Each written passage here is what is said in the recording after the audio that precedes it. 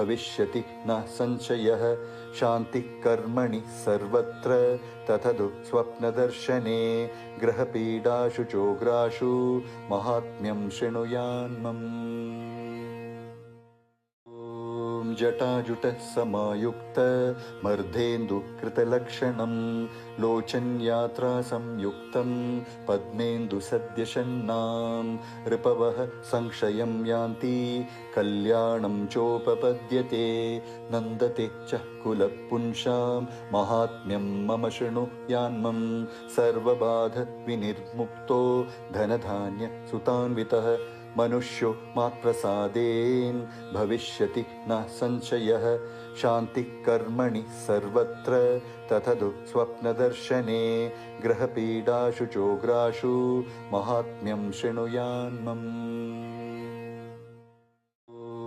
जटाजुट